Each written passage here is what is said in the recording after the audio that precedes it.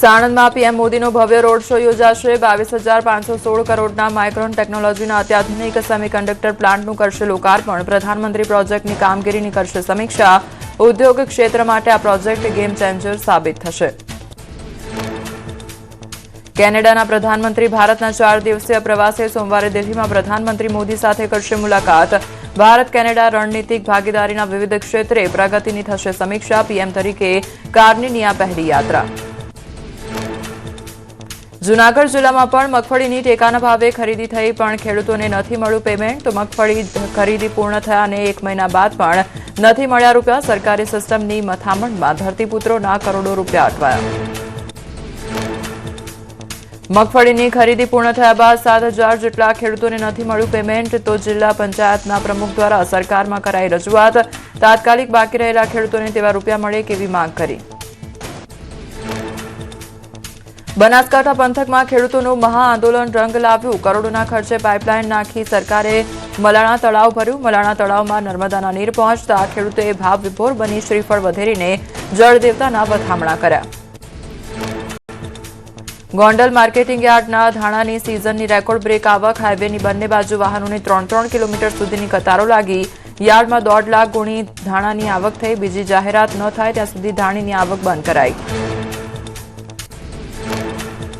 દૂધની બનાવટો બાદ હવે તો લોટ પણ બનાવટી। સુરતમાં ઘઉંના લોટમાં ભેળસેળ હોવાનો ખુલાસો। ઘઉંના લોટના લેવાયેલા નમૂનાઓ ટેસ્ટિંગમાં ફેલ। પાંડેસરાના શિવશક્તિ ફૂડ્સમાંથી લેવાયેલા ઘઉંના લોટનો નમૂનો સબસ્ટાન્ડર્ડ જાહેર।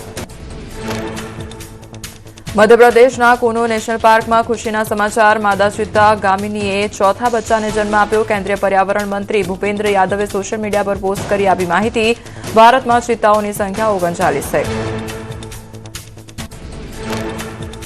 ડાકોરમાં ફાગણી પૂનમ મહોત્સવમાં હજારો શ્રદ્ધાળુઓની સુરક્ષા માટે પોલીસ તૈયાર। લાખો શ્રદ્ધાળુઓની સુરક્ષા માટે 2100થી વધુ જવાનો તૈનાત। ડ્રોન મારફતે રખાશે બાજનજર। ડાકોર જવાના પદયાત્રી માર્ગ પર પોલીસનું ક્રોસ પેટ્રોલિંગ। વારાણસીમાં હરિશ્ચંદ્ર ઘાટ પર મસાણે કી હોલીની કરાઈ ઉજવણી અને ડમરૂના નાદ અને હર હર મહાદેવના જયઘોષ સાથે હજારો શિવભક્તો એકબીજાને ચિતાની ભસ્મ લગાવી સ્મશાનમાં રાખની હોળી રમી ભક્તોએ ભગવાન શિવને રીઝવ્યા।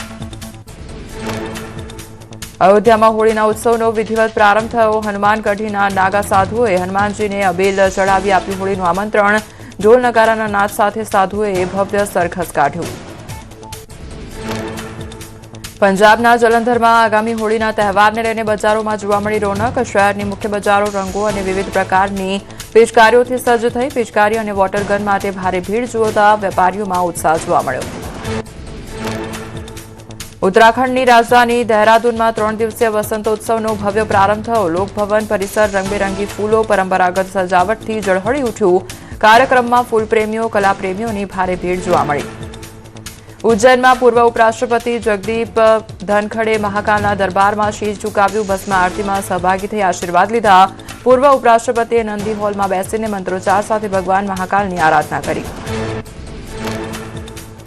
જૂનાગઢ જિલ્લા ભાજપ પ્રમુખ ચંદુ મકવાણાએ જિલ્લા કલેક્ટરને પત્ર લખ્યો। તો પત્રમાં તલાટી મંત્રીની કામગીરી સામે નારાજગી વ્યક્ત કરી। કચેરી સમય દરમિયાન ગેરહાજર રહેતા હોવાની રજૂઆત કરી। પ્રાથમિક આરોગ્ય કેન્દ્રમાં અસુવિધા મામલે પણ કરી રજૂઆત। પાલીતાણામાં આવાસ યોજનાના સરકારી નાણાં પરત માંગનાર મહિલા અધિકારીને ફસાવાનું વિવાદિત કાવતરું। 2 આવાસનો લાભ લેનાર લાભાર્થીએ મુન્દ્રાના રુદ્રાક્ષ જ્વેલર્સમાં થયેલા લૂંટના નિષ્ફળ પ્રયાસ અને ફાયરિંગની ઘટનાનો પશ્ચિમ કચ્છ પોલીસે પર્દાફાશ કર્યો। પશ્ચિમ કચ્છ પોલીસે આંતરરાજ્ય ગેંગના 3 સાગરીતોને દબોચ્યા। 14 દિવસના દિલધડક સર્ચ ઓપરેશન બાદ આરોપીઓ ઝડપે। ઓડિશાના કોરાપુટમાં પોલીસનો સૌથી મોટો દરોડો અને 200 કરોડનો નશીલો પદાર્થ અને 5 કરોડનો ગાંજો જપ્ત કર્યો। ઝોલાપુટ જળાશયના દુર્ગમ જંગલોમાં દરોડા પાડીને ગેરકાયદેસર ડ્રગ્સ ઉત્પાદન યુનિટનો પર્દાફાશ કર્યો। અમદાવાદ